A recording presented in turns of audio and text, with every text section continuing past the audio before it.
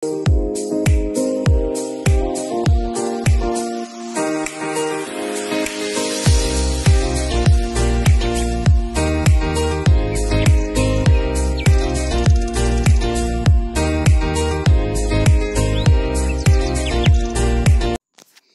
Morning students, હું Chirag sir પૂજા વિદ્યાલય તરફથી આપ સૌનું ધોરણ 11ની અંદર હાર્દિક સ્વાગત કરું છું. ધોરણ 10 પછી ધોરણ 11ના અભ્યાસની અંદર આપ સર્વે કોમર્સ સ્ટ્રીમ લીધી છે. કોમર્સની અંદર તમારા માટે ઘણા બધા સબ્જેક્ટ એવા હશે કે જે બિલકુલ નવા છે, જેની અંદરનો એક સબ્જેક્ટ છે અકાઉન્ટ, એટલે કે નામાના મૂળ તત્વો. તો આજે આપણે ધોરણ 11 કોમર્સની અંદર નામાના મૂળ તત્વો સબ્જેક્ટમાં પ્રકરણ 1 હિસાબી પદ્ધતિ અને તેના પારિભાષિક શબ્દોની સમજૂતી મેળવીશું. હવે હિસાબી પદ્ધતિ અને તેના પારિભાષિક શબ્દોની સમજૂતી મેળવીએ તે પહેલાં આપણે જાણી લઈએ કે અકાઉન્ટ એટલે કે આ હિસાબો લખવાની શરૂઆત કેવી રીતે થઈ, કોણે શરૂ કરી, ભારતમાં હિસાબો લખવાની શરૂઆત કોણે કરી, પશ્ચિમના દેશોની અંદર હિસાબો લખવાની શરૂઆત કોણે કરી. તો તેના વિશે આપણે હવે જાણકારી મેળવીએ. તો તમે જાણતા હશો તે પ્રમાણે, અથવા તો તમે અણજાણ હશો તો બી, કે જૂના જમાનામાં એટલે આદિવાસીના જમાનામાં અને એ સમયની અંદર શું હતું કે દરેક વ્યક્તિ પોતાની કુશળતા પ્રમાણે કામ તો કરતો હતો, પણ એ વખતે રૂપિયા એટલે કે નાણાં અસ્તિત્વમાં હતા નહીં. લોકો પોતપોતાનું કામ બી કરતા હતા. જેમ કે ખેડૂત હોય તો તે ઘઉં, જુવાર, બાજરી, ચોખા, ફળફળાદી, શાકભાજી પોતાના ખેતરમાં ઉગાડતા હતા. દરેક વ્યક્તિ પોતાના ખેતરમાં આ રીતે અલગ અલગ વસ્તુનું ઉત્પાદન કરતા હતા. દરિયા કિનારે રહેતા લોકો મીઠું બી પકાવતા હતા. કોઈક વ્યક્તિ ફર્નિચરમાં સારી આવડત હોય તો ઝાડના લાકડા કાપીને સારા એવા ફર્નિચર બનાવતા હતા. કોઈ વ્યક્તિ હથિયાર બનાવવામાં કુશળ હોય તો તે ઝાડના પાન કાપીને અથવા તો ઝાડની ડાળીઓથી કુશળ પોતાની રીતથી હથિયાર પણ બનાવતા હતા. અને શું હતું કે દરેક વ્યક્તિએ એકબીજા ઉપર આધાર રાખવો પડતો હતો. કેમ કે ખેડૂત જે છે પોતાના ખેતરની અંદર જો ઘઉંનું ઉત્પાદન કરતો હોય તો પોતાનું જીવન જે છે એ એકલા ઘઉંથી અથવા તો ઘઉં ખાઈને ગુજારી શકે નહીં. તેને બીજી બી ઘણી બધી વસ્તુઓની જરૂર પડતી હતી. વસ્તુઓ ઉપરાંત બીજા લોકોની સેવા લેવાની પણ જરૂર પડતી હતી. તો આ કારણે એ સમયની અંદર કે જ્યારે પૈસાનું મહત્ત્વ એટલે કે પૈસાનું અસ્તિત્વ ન હતું, તે સમય દરમિયાન વ્યક્તિ શું કરતો હતો કે સમજી લો કે આપણે જ છીએ અને આપણે આપણા ખેતરની અંદર ઘઉંનું ઉત્પાદન કરી રહ્યા છે. હવે આપણે ઘઉંનું ઉત્પાદન કરીએ છીએ તો આપણને ચોખાની બી જરૂર પડે, આપણને મીઠાની બી જરૂર પડે, ઘરમાં બેસવા માટે થોડા ઘણા ફર્નિચરની બી જરૂર પડે, શાકભાજી અને ફળફળાદીની બી જરૂર પડે. તો આપણે શું કરતા હતા કે આપણી પાસે જે ઘઉં છે એ ઘઉં બીજા કોઈની પાસે લઈ જઈએ. જેમ કે ચોખા જોઈએ છે આપણે, તો આપણે ચોખા જે બનાવતું હોય અથવા તો ચોખા જે ખેતરમાં થતા હોય તો આપણે શું કરીએ છીએ, ઘઉં લઈ જઈએ અને સામેથી ચોખા લઈ લઈએ. આપણને ફળ જોઈતા હોય તો ઘઉં આપી દઈએ અને સામે ફળ લઈ લઈએ. આપણને મીઠાની જરૂર હોય તો આપણે ઘઉં આપીએ અને સામે મીઠું લઈ લઈએ. ફર્નિચર આપણે જોઈતું હોય તો આપણે ઘઉં આપીએ અને સામે શું કરી દઈએ, ફર્નિચરવાળા વ્યક્તિ પાસેથી ફર્નિચર બનાવી લઈએ.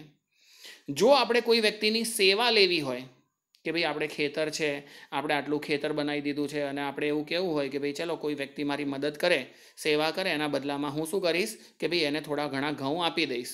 તો આપણે સામેવાળા વ્યક્તિ પાસેથી સેવા લેવી હોય તો બી પૈસા તો અસ્તિત્વમાં હતા નહીં, એટલે આપણે સામેવાળા વ્યક્તિને પૈસા તો આપી શકીએ નહીં. તો આપણે એના બદલામાં એને શું આપી દેતા હતા, ઘઉં આપી દેતા હતા. એવી જ રીતે સામે જે બી વ્યક્તિ છે એને જે બી વસ્તુની જરૂરત છે, એને જે બી સેવાની જરૂરત છે કે કોઈ વ્યક્તિ મારા ત્યાં આવીને કામ કરે ને બદલામાં હું એને મહેનતાણા સ્વરૂપે હું જે બનાવું છું, હું જે વસ્તુનું ઉત્પાદન કરું છું તે વસ્તુ હું સામેવાળા વ્યક્તિને આપી દઈશ.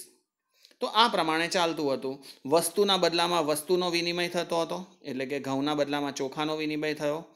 વસ્તુના બદલામાં સેવાનો વિનિમય થતો હતો, એટલે મારા ખેતરમાં હું એને કામ કરાવું એટલે એને સેવા આપી કહેવાય, એને બદલામાં હું એને ઘઉં આપું. સેવાના બદલામાં સેવાનો વિનિમય થતો હતો. તો આ પ્રમાણેના વિનિમય ભૂતકાળમાં થતા હતા, એટલે કે બહુ જ જૂના જમાનાની અંદર. એને આપણે સાટા પદ્ધતિ તરીકે ઓળખવામાં આવે છે કે એ સમય દરમિયાન જે વ્યવહારો થતા હતા તે વ્યવહારોને આપણે શું ગણીએ છીએ? સાટા પદ્ધતિ તરીકે ઓળખવામાં આવે છે. હવે સાટા પદ્ધતિ તરીકે આપણે એને ઓળખતા હતા. ધીમે ધીમે શું થયું કે લોકોને ઉદ્યોગ વિશે ખબર પડવા મળી. ધીમે ધીમે પૈસા અસ્તિત્વમાં આવ્યા, નાણાં અસ્તિત્વમાં આવવા લાગ્યા. તો પૈસા અસ્તિત્વમાં આવ્યા, નાણાં અસ્તિત્વમાં આવ્યા, તો પહેલાં તો જે રૂપિયા અસ્તિત્વમાં આવ્યા છે એ સિક્કા સ્વરૂપે આવ્યા. ધીમે ધીમે ચલણી નોટો અસ્તિત્વમાં આવી, અને હાલના જમાનામાં જોઈએ તો પ્લાસ્ટિક મની પણ અસ્તિત્વમાં છે. એટલે કે અત્યારના જમાના પ્રમાણે આપણે જોઈએ તો આપણા પાસે 3 પ્રકારના રૂપિયા અસ્તિત્વમાં છે. એક તો સિક્કા સ્વરૂપે. સિક્કા સ્વરૂપે જોવા જઈએ તો 1નો સિક્કો, 2નો સિક્કો, 5નો સિક્કો, 10નો સિક્કો, આ સિક્કા સ્વરૂપનું નાણું કહેવાય. ચલણી નોટો સ્વરૂપના નાણું એટલે કે 5ની નોટ, 10ની નોટ, 20ની નોટ, 50, 100, 500 અને 2000ની નોટ. અને પ્લાસ્ટિક મનીની વાત કરીએ તો પ્લાસ્ટિક મની એટલે કે ડેબિટ કાર્ડ છે, ક્રેડિટ કાર્ડ છે, કે આ બધી વસ્તુ એવી છે કે જેના આધારે શું છે કે તમે માર્કેટમાં જઈને કોઈ પણ વસ્તુ ખરીદી શકો, અથવા તો કોઈ વ્યક્તિ તમારા પાસે વસ્તુ ખરીદવા માટે આવે તો તમે એને વેચી શકો. 10 રૂપિયાનો સિક્કો લઈને માર્કેટમાં જઈએ તો આપણે જે બી 10 રૂપિયાની વેલ્યુ થતી હોય એટલી વસ્તુ માર્કેટમાંથી, બજારમાંથી ખરીદી શકીએ. 50ની નોટ લઈને જઈએ તો આપણે જેટલી બી વસ્તુ 50 રૂપિયામાં આવતી હોય તેટલી ખરીદી શકીએ. અને આપણી પાસે રોકડા રૂપિયા ના હોય, પરંતુ આપણી પાસે ડેબિટ કાર્ડ અને ક્રેડિટ કાર્ડ હોય, અને આપણે કોઈ મોલમાં ખરીદી કરવા ગયા હોય અને ત્યાં ડેબિટ કાર્ડ અને ક્રેડિટ કાર્ડ એક્સેપ્ટેડ હોય, એટલે કે સ્વીકાર કરતા હોય, તો તમે વસ્તુ ખરીદો અને સામે રૂપિયા રોકડા ના આપો પણ ડેબિટ કાર્ડ કે ક્રેડિટ કાર્ડ પ્રેઝન્ટ કરો, તો એ લોકો શું કરે? પોતાના મશીનમાં સ્વાઇપ કરી દે અને શું કરે? તમને વસ્તુ આપી દે. એટલે એમને એમના રૂપિયા મળી ગયા. આપણે પછી અલગથી એમને રૂપિયા આપવા જવાની જરૂર નથી. એટલે 3 પ્રકારની મની અસ્તિત્વમાં છે અત્યારે: સિક્કા સ્વરૂપે, ચલણી નોટો સ્વરૂપે અને પ્લાસ્ટિક મની સ્વરૂપે. ધીમે ધીમે સમય વીતતો ગયો અને ઔદ્યોગિક ક્રાંતિ આવી. લોકોને ઉદ્યોગો વિશે સારી એવી સમજણ પડવા મળી. લોકો પોતપોતાના ઉદ્યોગો વિકસાવવા મળ્યા.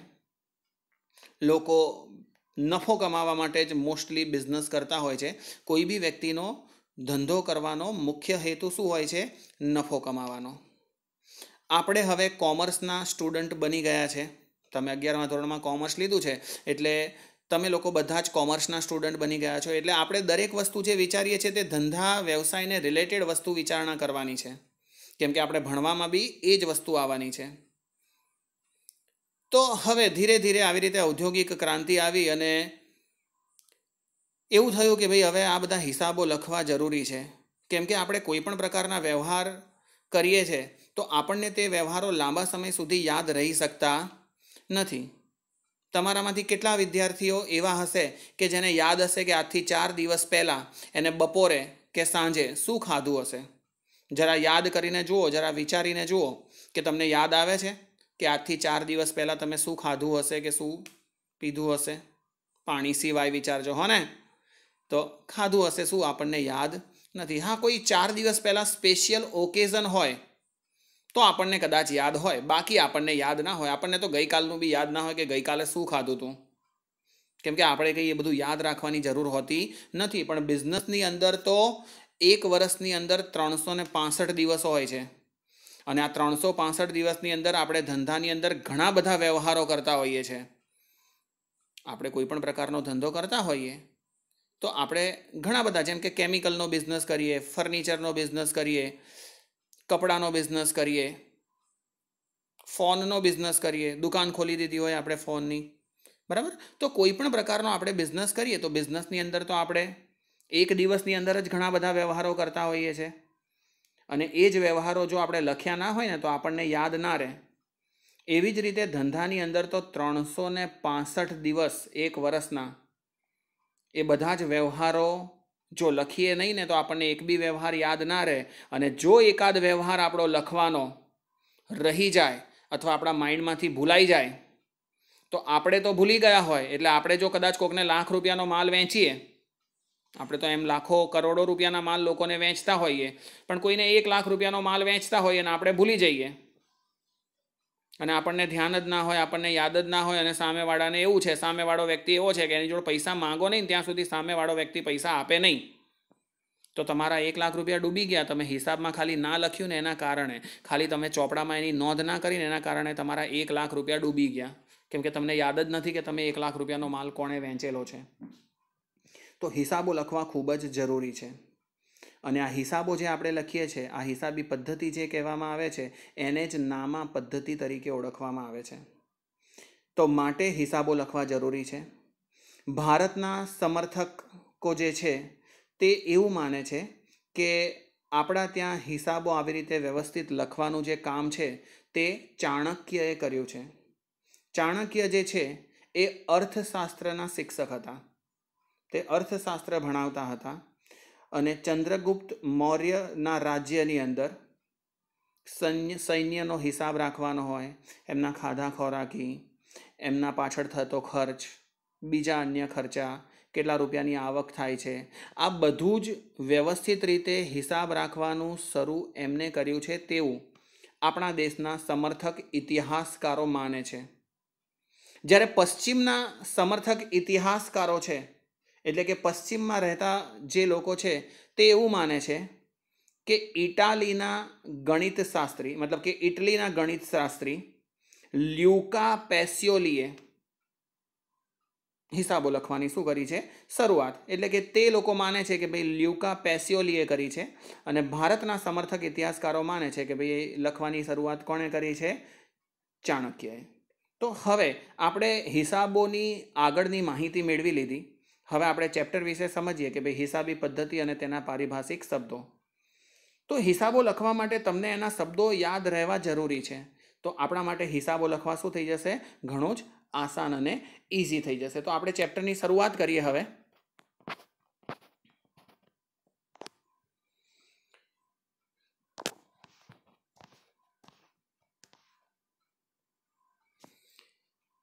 કે આર્થિક વ્યવહારો. આર્થિક વ્યવહારો એટલે શું? તો આર્થિક વ્યવહારો એટલે જેનું નાણાંમાં મૂલ્ય માપી શકાય તેવા ધંધાકીય વ્યવહારો. અને ધંધાકીય વ્યવહારો હંમેશા આર્થિક વ્યવહાર હોય છે. રોકડ વ્યવહાર નાણાં સ્વરૂપે થાય છે. શાખ કે ઉધાર વ્યવહારના નાણાં ભવિષ્યમાં મળવાના કે ચૂકવવાના છે, પરંતુ તેનું નાણાકીય મૂલ્ય વર્તમાન સમયે નક્કી થાય છે. આર્થિક વ્યવહાર રોકડના માધ્યમથી કે ઉધાર મતલબ કે શાખની શરતે અસ્તિત્વમાં આવે છે. તો આર્થિક વ્યવહાર. આર્થિક વ્યવહાર શું છે? આર્થિક મતલબ કે પૈસા. જો ક્યાંય બી આર્થિક શબ્દનો ઉપયોગ થતો હોય ને, એટલે આર્થિક એટલે તમારે સમજી લેવાનું કે ભાઈ શેની વાત કરવામાં આવી છે. રૂપિયાની દ્રષ્ટિએ કોઈ પણ વ્યક્તિ વાત કરી રહ્યું છે જો આર્થિક વાત કરવામાં આવતી છે તો આર્થિક વ્યવહારો એટલે શું છે? જેનું નાણાંમાં મૂલ્ય માપી શકાય, કે એવા વ્યવહારો કે જેને આપણે નાણાંમાં મૂલ્ય માપી શકાય. હવે ધંધાની અંદર એવા કયા વ્યવહારો છે કે જેનું નાણાંમાં મૂલ્ય માપી શકાય? તો આપણે એવું માનીએ કે ભાઈ ₹10,000નો માલ રોકડેથી ખરીદ્યો.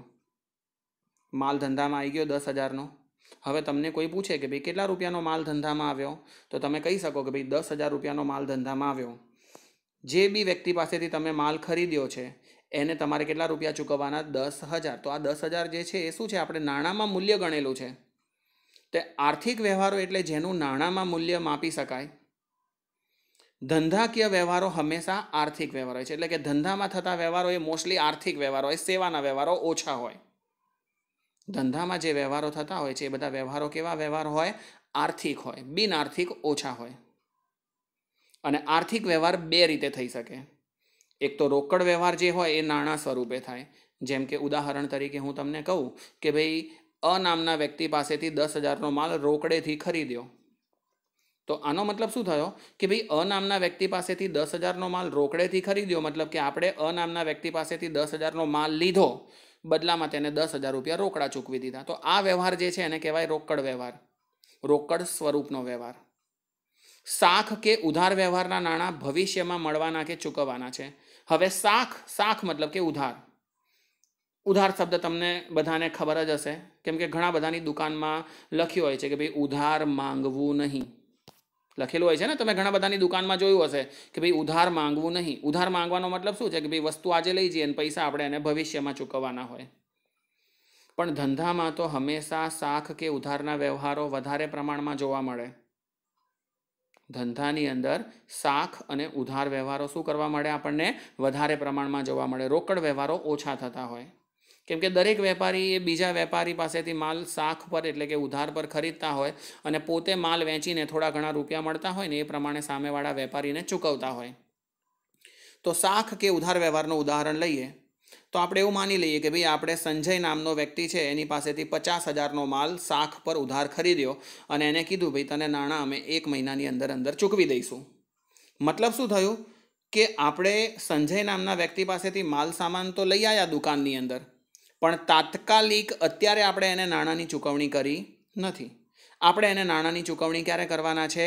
1 મહિના પછી. અને 1 મહિનો પછી એટલે આવતીકાલ એટલે બી ભવિષ્ય કહેવામાં આવે તો આપણે તો 1 મહિના પછી ચૂકવવાના છે. એટલે નાણાંની ચૂકવણી આપણે ક્યારે કરવાના છે? ભવિષ્યમાં કરવાના છે. એટલે આપણે ભવિષ્યમાં ચૂકવવાના છે અને એને ભવિષ્યમાં મળવાના છે. પરંતુ નાણાકીય મૂલ્ય તો તેનું વર્તમાનમાં એટલે આ જ સમયે નક્કી થઈ ગયું ને કે ભાઈ મારે એને ભવિષ્યમાં કેટલા ચૂકવવાના છે કે ભાઈ 50,000નો માલ ખરીદીને લાવ્યો છું એટલે મારે એને ભવિષ્યમાં 50,000 જ ચૂકવવાના છે.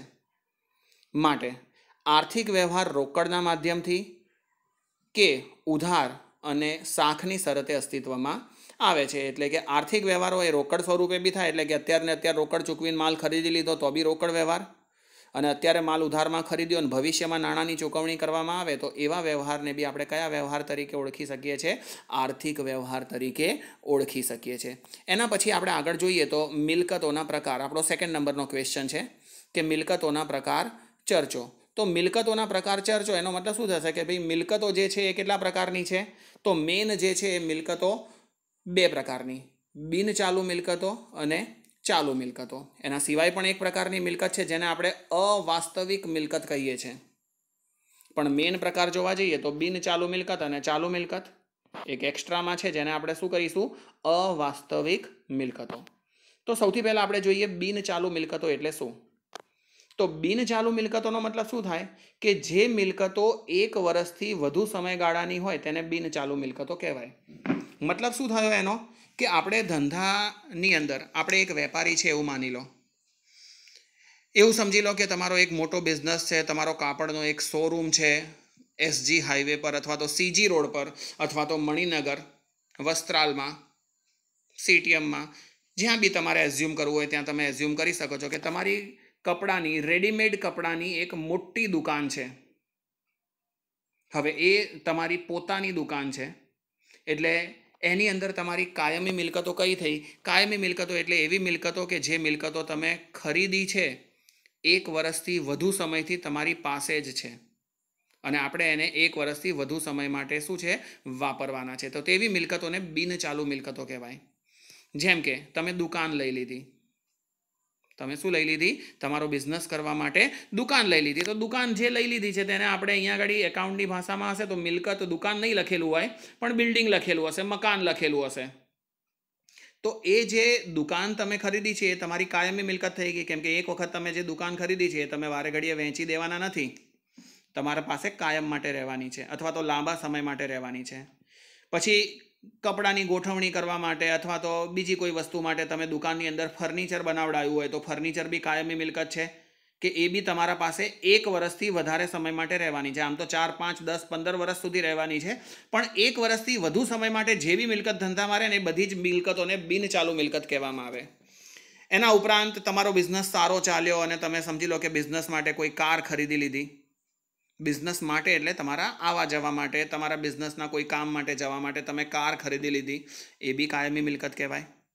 એના ઉપરાંત તમે ટેલિફોન લઈ લો, મોબાઈલ લઈ લો, એર કન્ડિશન નખાઈ દીધું.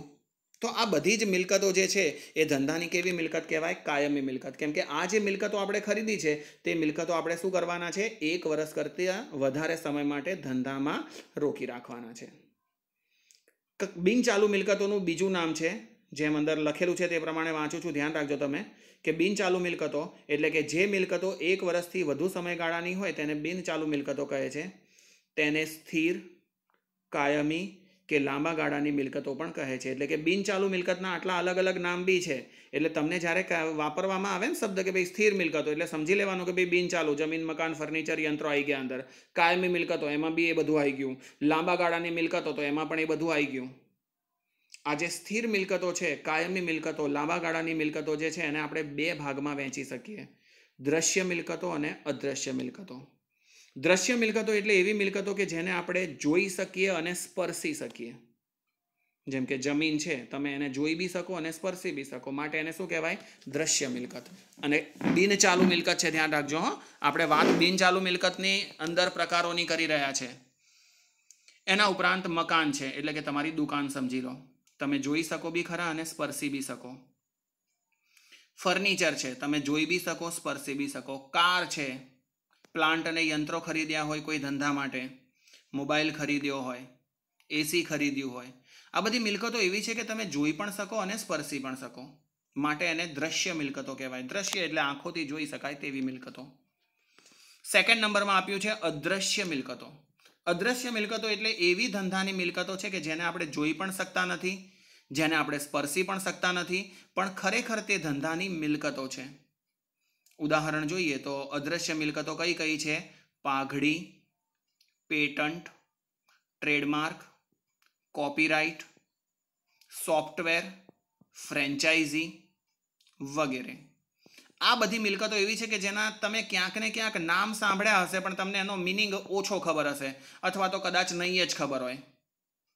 અમુક લોકો એવા બી હશે કે જેને અમુક 1-2 શબ્દના મિનિંગ ખબર બી હશે, અને અમુક લોકો એવા હશે કે આમાંથી જેટલા બી શબ્દ છે એમાંથી એકેનો મિનિંગ ખબર નહીં હોય. પણ આપણે શું છે કે આગળ જેમ જેમ ભણીશું એમ દરેકના મિનિંગ તમને સમજાવતો જઈશ.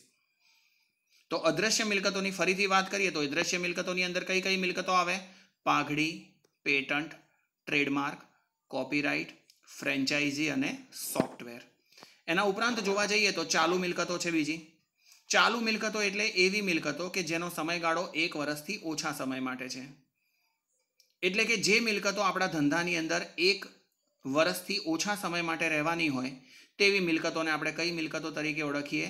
ચાલુ મિલકતો. ઉદાહરણ તરીકે હું તમને કહું તો આપણે વાત કરીએ સ્ટોકની, દેવાદારની. આ બધી મિલકતો જે છે એ કેવી મિલકતો કહેવાય? ચાલુ. શું લખ્યું છે જો અંદર? જે મિલકતોનો સમયગાળો 1 વર્ષ કરતાં ઓછા સમયનો હોય તેને ચાલુ મિલકતો કહે છે. અત્યાર સુધી આટલું ધ્યાન રાખો, આગળનું હું વાંચું પછી. તો ચાલુ મિલકત છે, સ્ટોક આપણા માટે ચાલુ મિલકત છે. તો સ્ટોક આપણા માટે ચાલુ મિલકત કેવી રીતે છે કે ભાઈ તમે કપડાનો બિઝનેસ કરો છો, રેડીમેડ કપડાં લાવો છો, જેન્ટ્સના લાવતા હોય ને લેડીઝના બી લાવતા હોય, કોઈ બી લાવતા હોય. આજે તમે ખરીદીને લાયા છો, તમે તમારા શોરૂમમાં મૂકી દીધા, તમે તમારા દુકાનમાં મૂકી દીધા. હવે કાલે, પરમ દિવસે, 2 દિવસે, 3 દિવસે, 4 દિવસે, મહિને, 6 મહિને ગ્રાહક આવે છે અને એ વસ્તુ તમે જે લાયા છો એ પસંદ કરે છે અને પસંદ કરીને લઈ જાય છે. બરાબર? તો તમે જે વસ્તુ ખરીદીને લાયા એ જ્યાં સુધી ના વેચાય ત્યાં સુધી તો તમારા માટે એ સ્ટોક કહેવાય. તમે ખરીદેલી વસ્તુ જ્યાં સુધી ના વેચાય ત્યાં સુધી તમારા માટે તે શું કહેવાય? સ્ટોક. બિઝનેસ, જે બી વ્યક્તિ જે બી વસ્તુનો બિઝનેસ કરે ને એ વસ્તુ એના માટે સ્ટોક કહેવાય, એટલે કે માલ સામાન કહેવાય. ફર્નિચરનો બિઝનેસ કરતો હોય તો ફર્નિચર એની માટે માલ સામાન કહેવાય. કપડાનો બિઝનેસ કરતો હોય તો કપડાં જે એની દુકાનમાં છે તે તેના માટે શું કહેવાશે? માલ સામાન કહેવાશે, એટલે કે સ્ટોક કહેવાશે. તો કપડાનો બિઝનેસ કરે છે એટલે કપડાનો સ્ટોક કરેલો છે, જ્યારે કોઈ ગ્રાહક લેવા માટે આવે એટલે એને બતાવે, ગ્રાહકને પસંદ પડે તો લઈ જાય. એટલે આખું વર્ષ સુધી રાખી મૂકવાના નથી. પેલી જેમ કાયમી મિલકતો આપણે રાખી મૂકવાના હતા ને, જમીન, મકાન, ફર્નિચર, યંત્રો, એ આપણે વેચવાના નથી, એ આપણા બિઝનેસમાં જ રહેવાની છે. કે એ કપડાની દુકાનની અંદર કોઈ ફર્નિચર જોવા નહીં આવે, કપડાં જોવા માટે જ આવે અને આપણે એને કપડાં શું કરી દઈએ? વેચીએ. એટલે આ સ્ટોક છે આપણા માટે. એટલે સ્ટોક આપણા પાસે કાયમ માટે રહેવાનો નથી, આપણે એનો વેચી જ દેવા માટે લાયા છે. એટલે આપણા ધંધામાં તે 1 વર્ષથી ઓછા સમય માટે રહેવાના છે. એના ઉપરાંત છે દેવાદારો.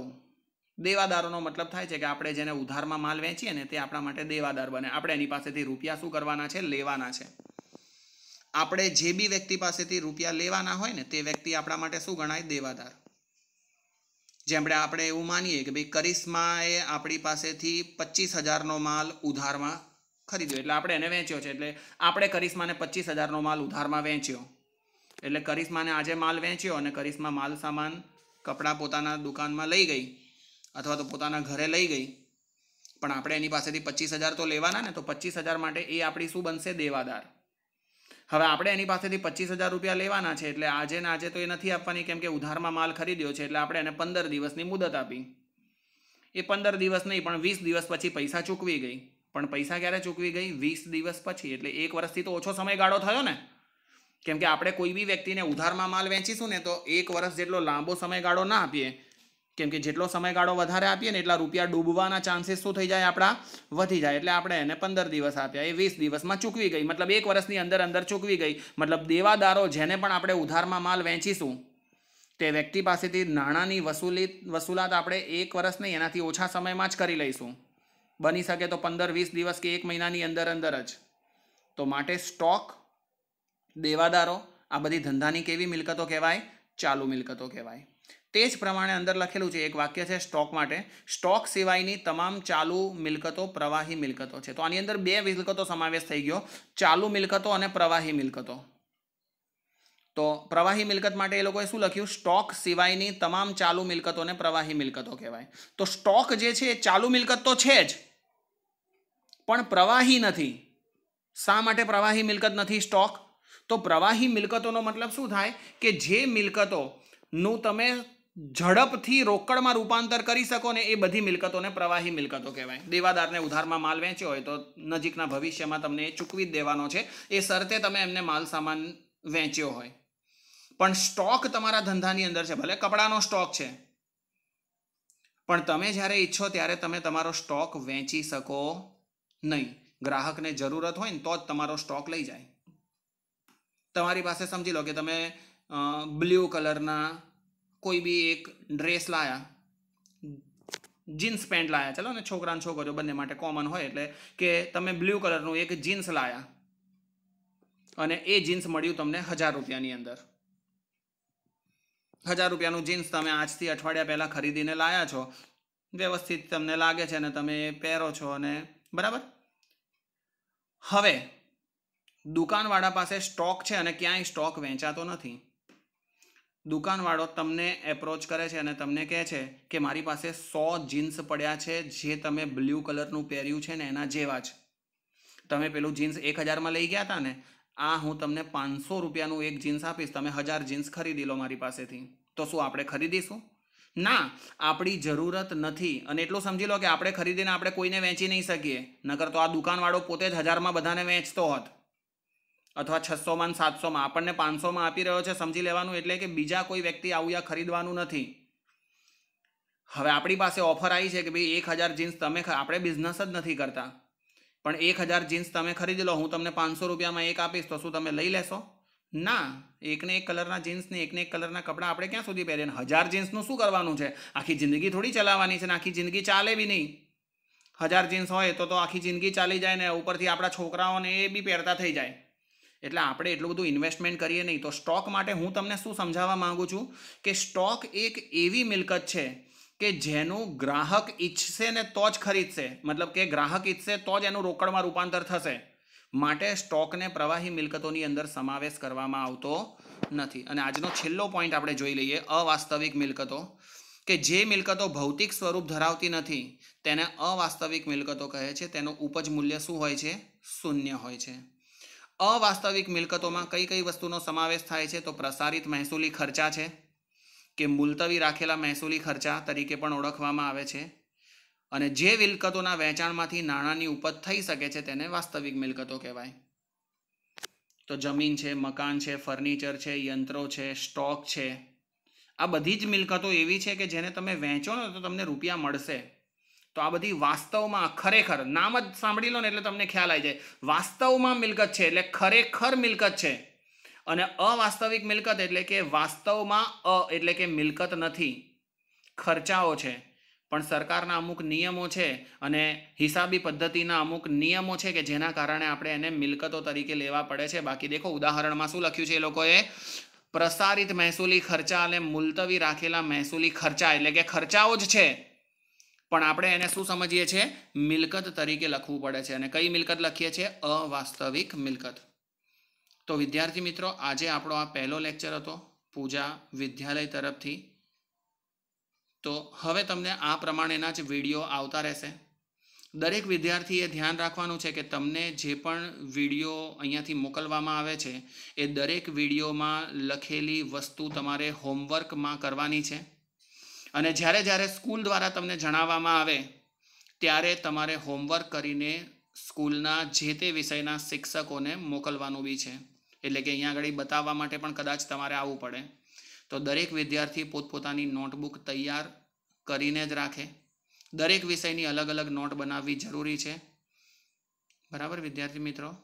Okay, good bye, all the best. ફરીથી તમને 11મા ધોરણની ખૂબ ખૂબ શુભકામનાઓ કે 11મા ધોરણમાં તમે સારું એવું ભણો. અને કોઈ બી પ્રોબ્લેમ હોય તો અમે પૂજા વિદ્યાલયના સર તમારી સાથે જ છે. કોઈ બી પ્રોબ્લેમ હોય તો તમે અમારી સાથે શેર કરી અને એનું સોલ્યુશન લાવી શકો છો. Thank you student.